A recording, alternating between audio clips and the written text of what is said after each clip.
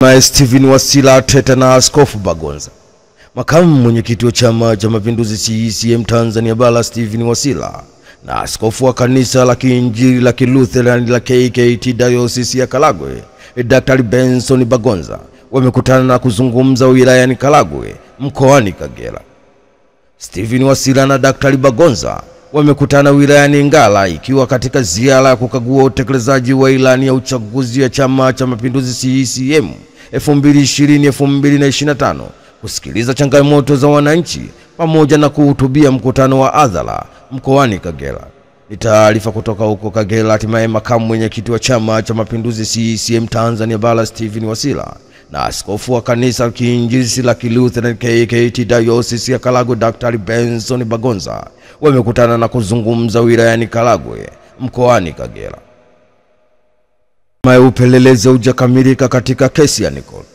Mahakama ya hakimu mkazi Kinondoni imeshindwa kuendelea na kesi ya uhujumu uchumi inomkabili msanii Joyce Mbaga maarufu kama Nicole kutokana na upelelezi wa kesi hiyo kutokamilika.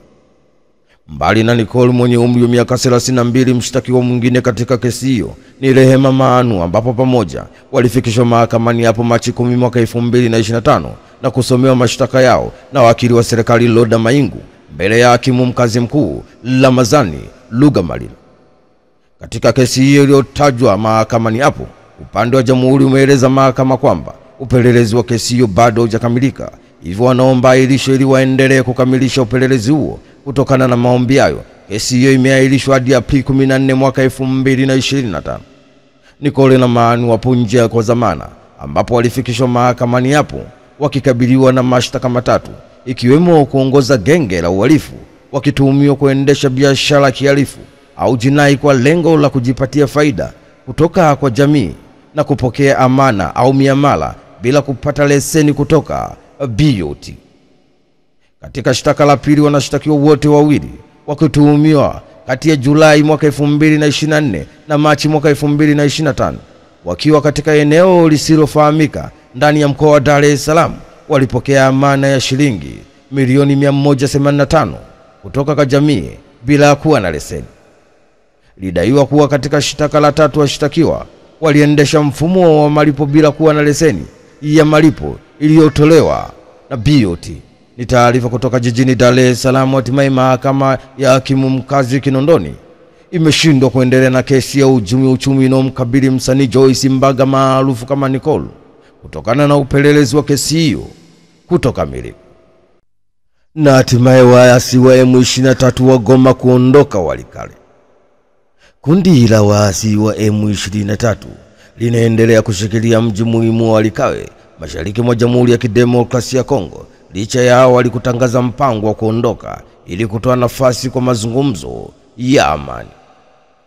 Kundi hilo la M23 lilitangaza Jumamosi kuwa limeanza kuondoa vikosi vyake nje kidogo ya mji wa Walikale ili kuweka mazingira mazuri ya amani na mazungumzo ya kisiasa, lakini hata hivyo kundi hilo limesema halitaruhusu jeshi na serikali kurejea katika mji huo wenye wakazi takriban 60,000.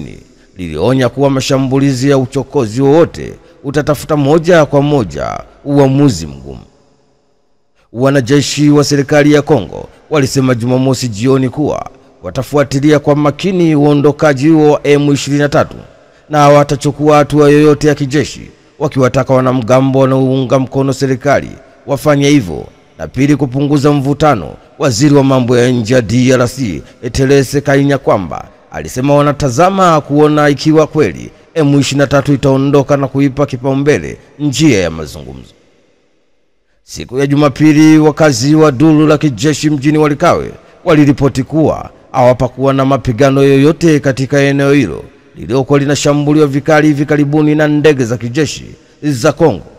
Mkazi mmoja alisema walipoamka hali ilikuwa tulivu na M23 bado walikuwa mjini humo. Hata hivyo, mapigano yaliripotiwa kati ya M23 na wanamgambo na wazalendo wanaunga mkono serikali katika mkoa jirani ya Kivu Kusini. Ni taarifa kutoka huko DRC Kongo. Kundi la waasi wa M23 limeendelea kushika mji muhimu wa Walikale mashariki mwa Jamhuri ya Kidemokrasia ya Kongo, licha ya awali kutangaza mpango wa kuondoka ili kutoa nafasi kwa mazungumzo ya amani. ACT Wazalendo amuonya Amos Makala.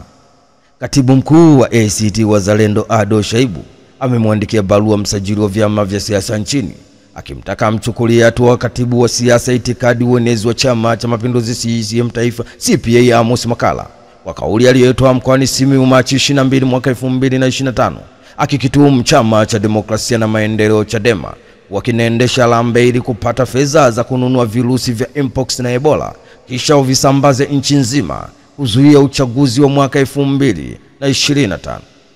Imeandikwa na KM wa ACT Wazalendo Ado Shaibu. Amenukuliwa akisema, "Ninakuandikia barua hii kwa dhamana yako ya kusimamia na utekelezaji wa sheria na kanuni ya vyama vya siasa kwa mujibu wa kifungu namba 5 cha kanuni za maadili ya vyama vya siasa mwaka 2019. Katibu wa itikadi, uenezi na mafunzo wa Chama cha Mapinduzi CCM Amos Makala amekaliliwa na vyombo vya habari akisema kwamba Chama cha Demokrasia na Maendeleo Chadema kinaendesha alambe ya kupata fedha za kununua virusi vya Mpox na Ebola kisha wavisambaze nchi nzima kuzuia uchaguzi mkuu wa mwaka 2025. Kwa maoni ya ACT Wazalendo, kauli ni ya kizembe, isiyo na msingi na inalenga kuzuia na kuleta taharuki kwa jamii. Kauli hii istafsiriwe kuwa ni kauli ya kuijumu au ujuma kwa Chadema, bali ni kauli ya ujuma kwa nchi nzima kitaswira na kiuchumi. Tujiulize, tunataka kutuma ujumbe gani kwa watalii na wawekezaji kwamba nchi ya Tanzania kuna chama kinajipanga kusambaza Ebola na Mpox na kwamba hakuna uhakika na usalama wa kiafya? Tunaiomba ofisi ya msajili wa vyama vya siasa kumchukulia hatua kali katibu wa itikadi, uenezi na mafunzo wa Chama cha Mapinduzi CCM Amos Makala. Hatua hizo zihusishe kumtaka ajieleze, kufuta kauli hiyo na kuomba radhi hadharani. Ofisi ya msajili wa vyama vya siasa inaweza kuchukua hatua kali nyingine zaidi za kisiasa. Ninakutakia utekelezaji mwema wa majukumu yako pamoja na salamu za chama. Ni taarifa kutoka jijini Dar es Salaam. Hatimaye katibu mkuu wa ACT Wazalendo Ado Shaibu amemwandikia barua msajili wa vyama vya siasa nchini akimtaka amchukulie hatua katibu wa siasa, itikadi, uenezi wa Chama cha Mapinduzi CCM Taifa CPA Amos Makala kwa kauli aliyotoa mkoani Simiyu Machi 22 mwaka 2025 akikituhumu Chama cha Demokrasia na Maendeleo Chadema wakinaendesha lambe ili kupata fedha za kununua virusi vya Mpox na Ebola kisha wavisambaze nchi nzima kuzuia uchaguzi mkuu wa mwaka 2025. Mchungaji Msigwa akana uvumi wa kuondoka CCM.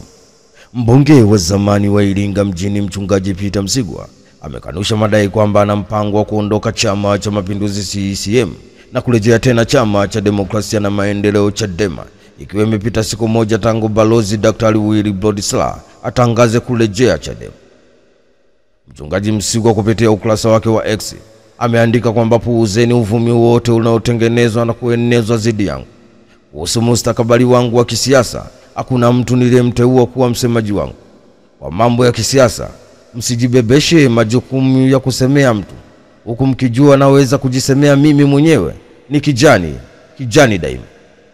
Mchungaji Msigwa ametoa taarifa hiyo kufuatia uvumi ambao umesambazwa kwenye mitandao mbalimbali ya kijamii kwamba anajiandaa kurudi Chama cha Demokrasia na Maendeleo Chadema ili kumuunga mkono swaiba wake Tundu Antipas Lissu ambaye kwa sasa ni mwenyekiti wa Chama cha Demokrasia na Maendeleo Chadema Taifa katika kuendeleza harakati za kisiasa hapa nchini.